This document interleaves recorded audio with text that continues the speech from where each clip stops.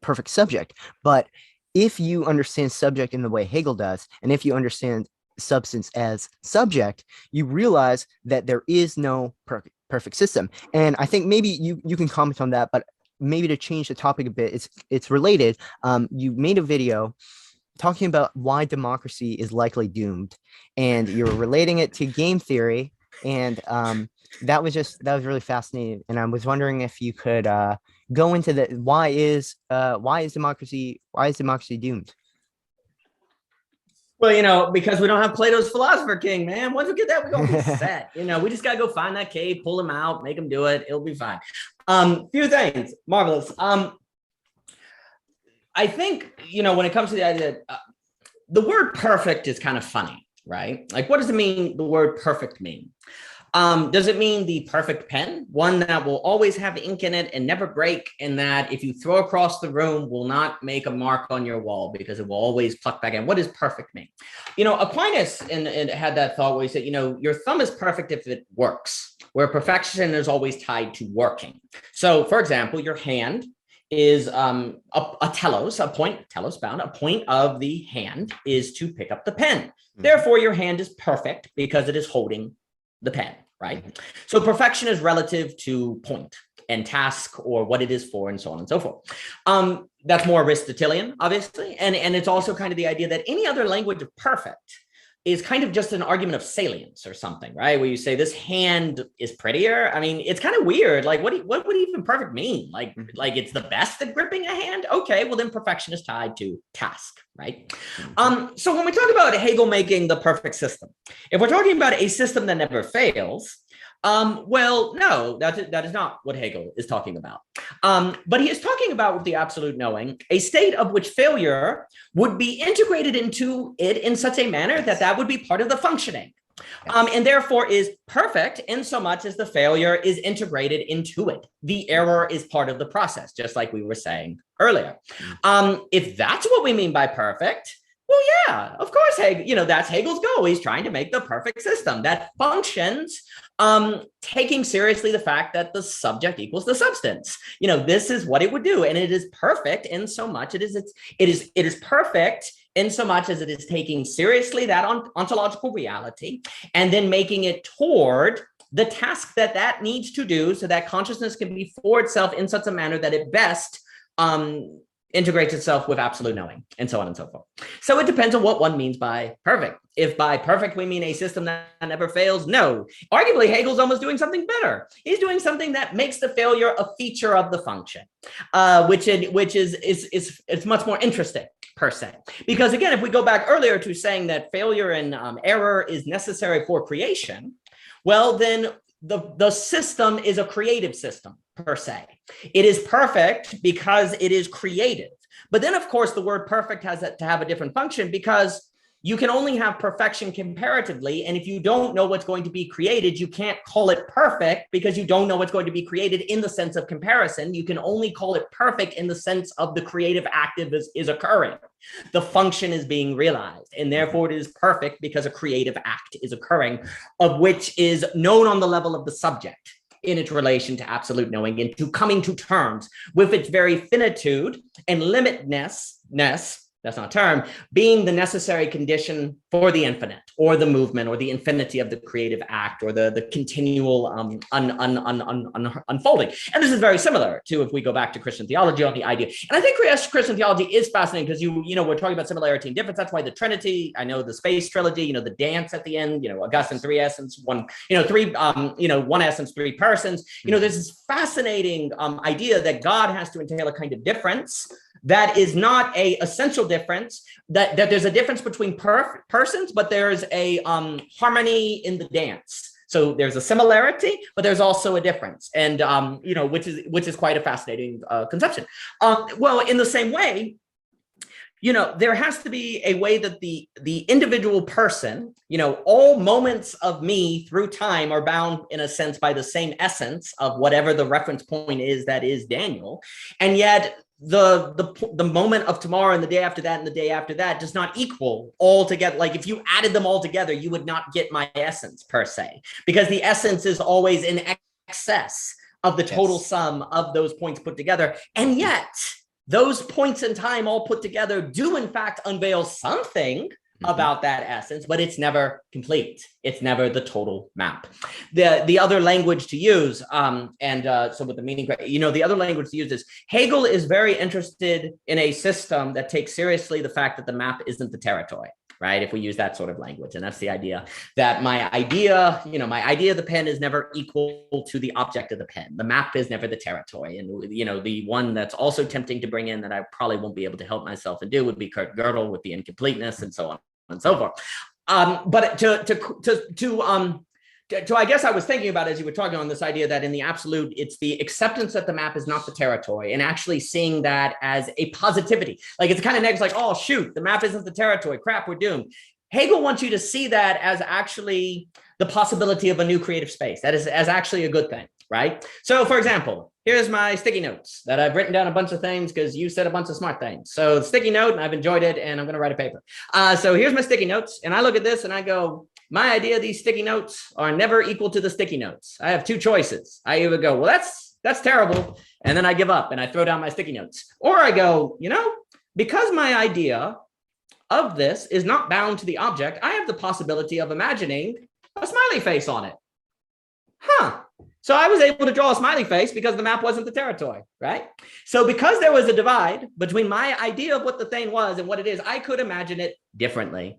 I could draw a smiley face on it. And now this world that we live in is a place where this has a smiley face. This smiley face about 5 minutes ago did not exist. And now we are in a world where this smiley fist exists. And this was only possible because the map did not equal the territory. And I was able to create because I am not purely bound by causality. And simply because I saw the divide as an opportunity for a creative act, as opposed to a space of despair, I was able to make the smiley face. Because of the noumenon, because there is a divide between me and the thing, I am able to treat the thing and create with it.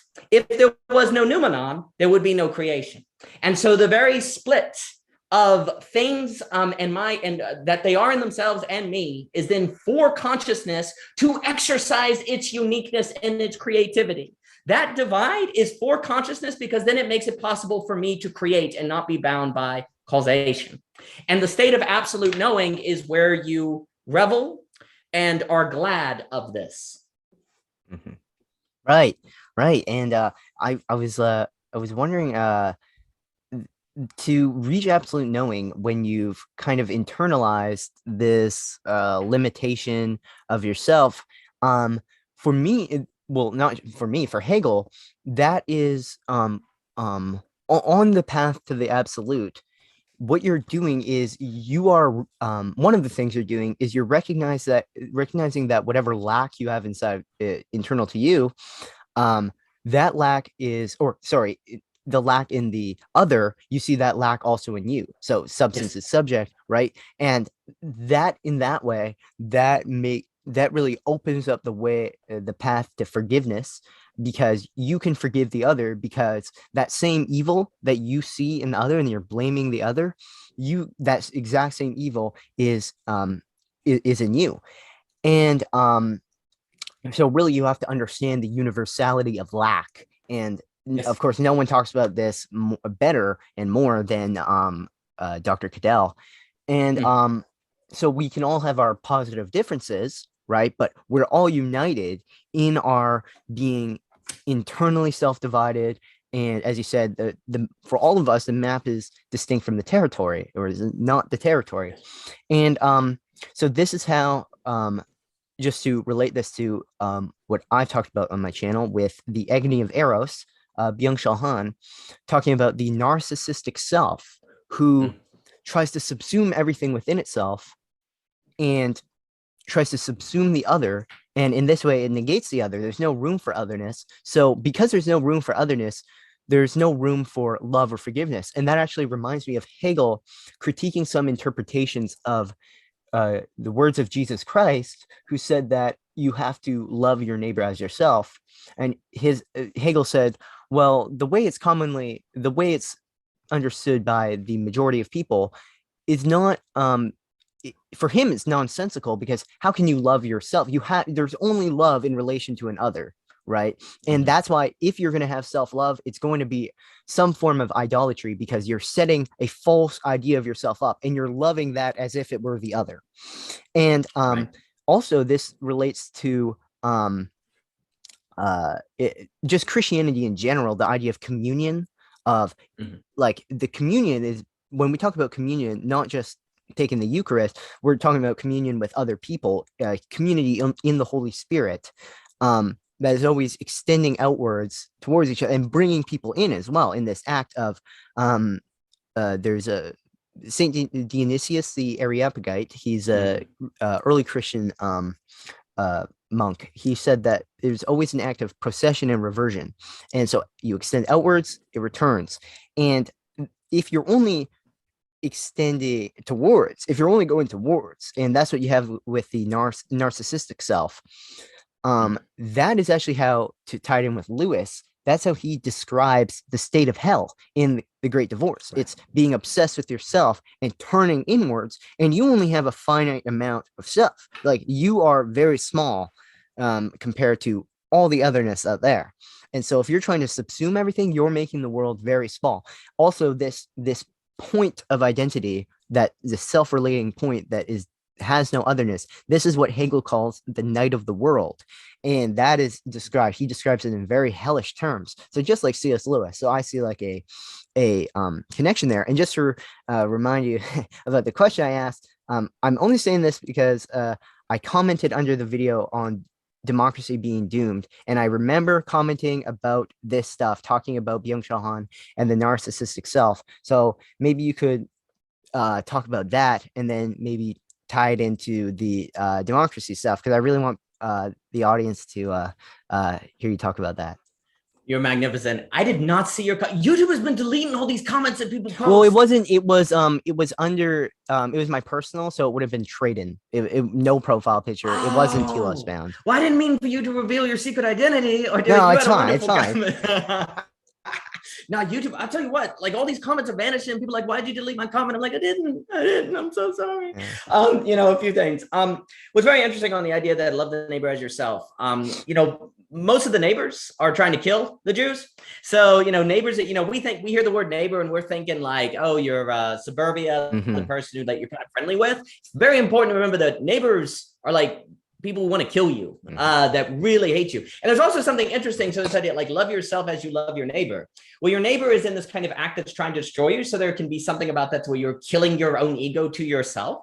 And also it's an interesting idea because it's like you love yourself through your neighbor. Like, as you love yourself, you also love the neighbor. So there's also a kind of double informing there. So the kind of structure of the phrase is quite important. Now, obviously, the golden rule we all know is basically, treat others as you want to treat yourself. But there are various ways it is quite important in the the Second Testament, New Testament, to always be thinking in terms of, neighbor equals, like, they're the other nations. They are trying to kill you. That it's very intense. It's not necessarily friendly, and that kind of ups the ante a little bit. A few things. On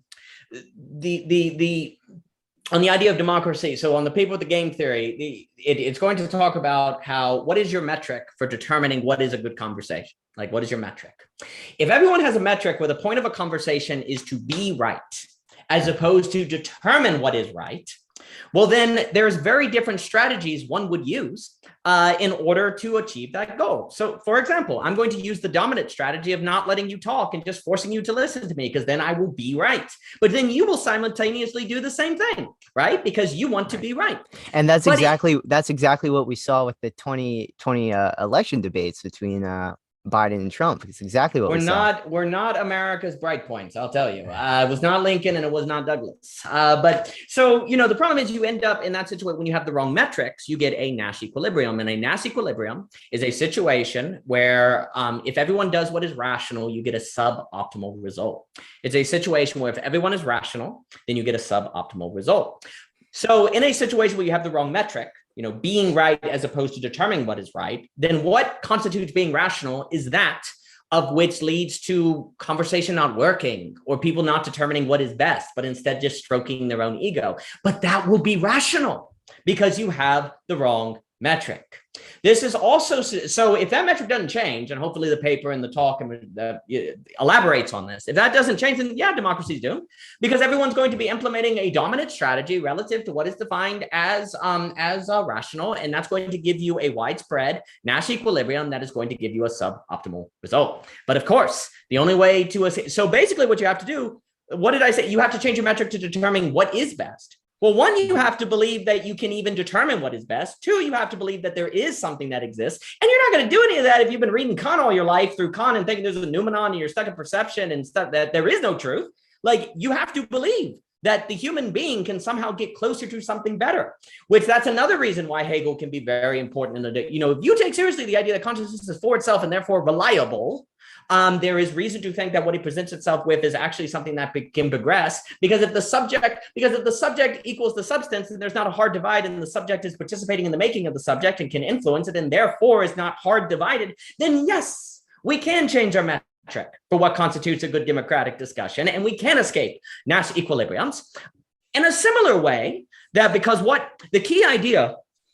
So first off, we need Hegel to save democracy. Okay, good. Consciousness for itself. Two, we have to change our metric of what is conversation. Otherwise, we're going to be stuck in Nash equilibriums.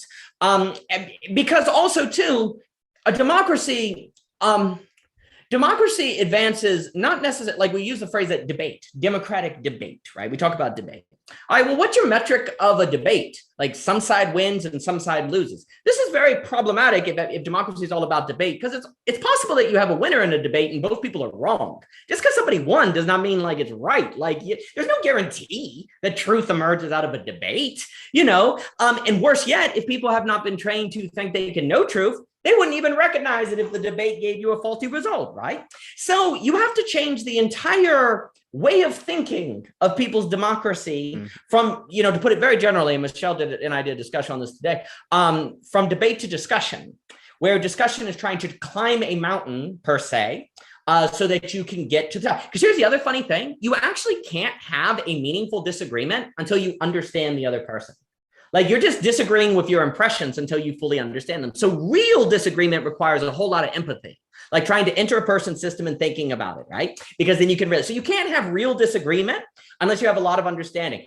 It almost sounds like I is other. It almost sounds like you have to really take seriously the other person as in order to even begin having a meaningful democracy. So the other thing I want to point out is that if you take seriously the ontology and the epistemology that we are presenting within this context regarding Hegel, that will radically transform what you believe is true and what you believe is the metric of the goal of a system.